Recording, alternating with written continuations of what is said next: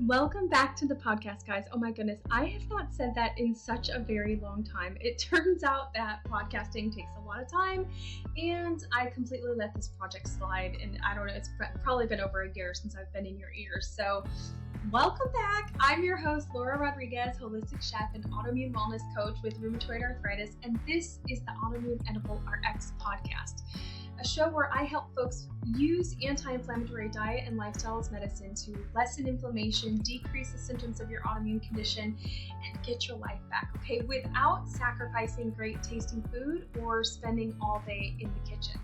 Now, if you find yourself hungry for more, I have tons of free recipes to help you get started, and I'm going to link those for you in the show notes below.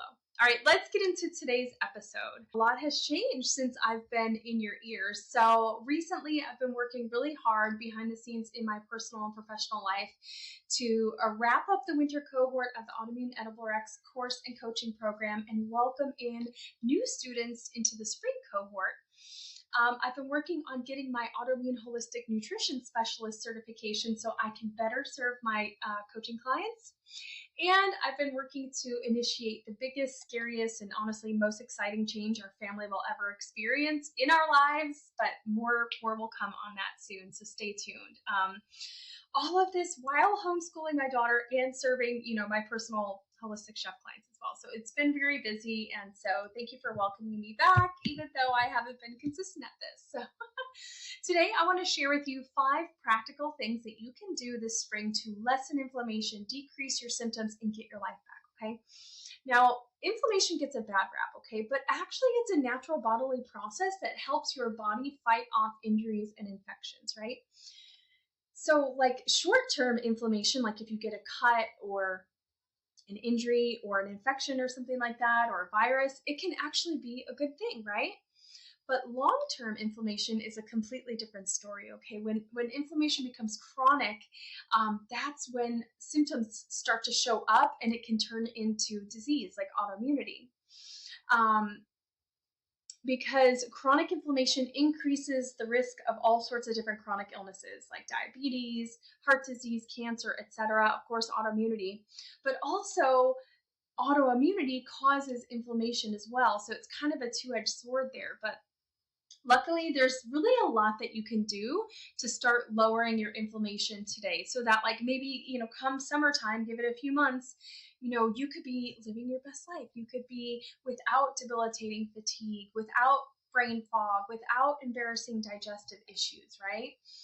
So here they are, 5 things that you can do starting now so that you can feel better in a few months. Number 1, lessen your intake of inflammation promoting foods. Things like excessive amounts of meat, refined grain products, things that are made from like white rice flour, white wheat flour, anything with refined sugar in it, etc. High sugar foods and beverages, so things like soda, cookies, cakes, donuts, all the things, right? And then lastly, foods that are high in artificial preservatives and sodium, so things that are ultra processed and packaged, right? Now, you can increase your intake of anti-inflammatory foods, things like low glycemic single ingredient foods, aka whole foods, right? Things like dark leafy greens, berries, lean, pastured and grass-fed meat, etc. Healthy fats like salmon, walnuts, flax seeds, and olive oil. Phytonutrient and antioxidant-rich foods like fruits, vegetables, gluten-free whole grains, raw nuts and seeds, green tea, stevia-sweetened dark chocolate, spices, herbs, etc. Now, I have a money-saving tip for you here. Buy foods that are in season because those are going to be the cheapest.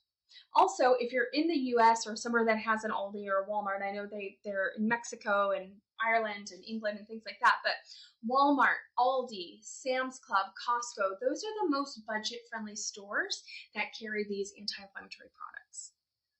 Number 3, reduce your exposure to harmful chemicals, things like BPAs from plastics, phthalates in your personal body products and your household cleaning products, arsenic and lead from drinking water. I know that's easier said than done, but you can get a good quality water filter that you can attach to your sink to reduce that exposure. And then, of course, pesticides from food.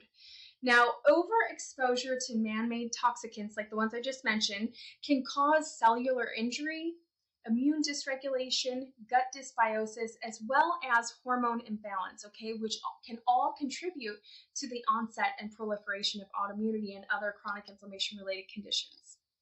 Now, here's a couple money-saving tips for you. If you're going to rip out all the plastic from your kitchen, replace it with secondhand glass, stainless steel, wooden, or silicone kitchenwares. Get yourself to a consignment shop or a resale shop or a Goodwill and try to find what you can to replace that plastic so you can lessen your exposure to BPAs as much as possible. If you can't afford organic produce, you can soak your conventional fruits and vegetables in a mixture of baking soda and water. I think it's about 1 to 2 teaspoons for every gallon of water for 20 minutes. Give it a good scrub and then rinse it off to remove pesticide residue. This has been found to be more effective than cleaning with vinegar, so definitely try that, and it's super affordable. Number 4, practice stress managing techniques. So things like deep breathing exercises, meditation, spending time out in nature, etc. Now, easier said than done. I know we all get stressed at times, but chronic stress does create inflammation. So finding ways to keep it at bay as best as possible is going to be very important for you. What I like to say is start with the things that you can avoid, right? Because there are certain stresses you can't avoid. Like I got to get my kids off to school by 7:30 in the morning. I have to, go to work and come back in time and pick up my kids from school and take them to soccer practice and all the things. There's so many things that we can't control, right? Based on the season of life we're in.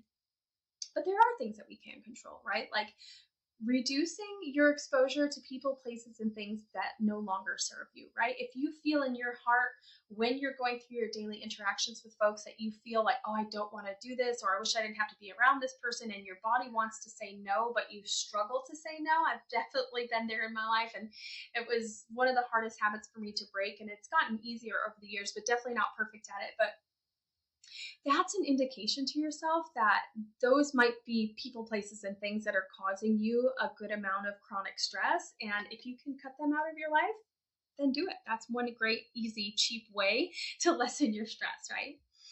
And then lastly, walk after meals. Okay, so gentle exercise has a natural anti-inflammatory effect on your body, even if you're just doing 20 minutes a day, okay? And so an easy way to do that is just to commit to walking after meals. If it's 5 to 10 minutes after meals, you've already hit your target, okay? Now, there's a bonus tip because this is also going to help you regulate your blood sugar, which is essential for anyone struggling with autoimmunity, chronic inflammation, or just any other chronic inflammation-related condition, because blood sugar imbalance actually spurs inflammation.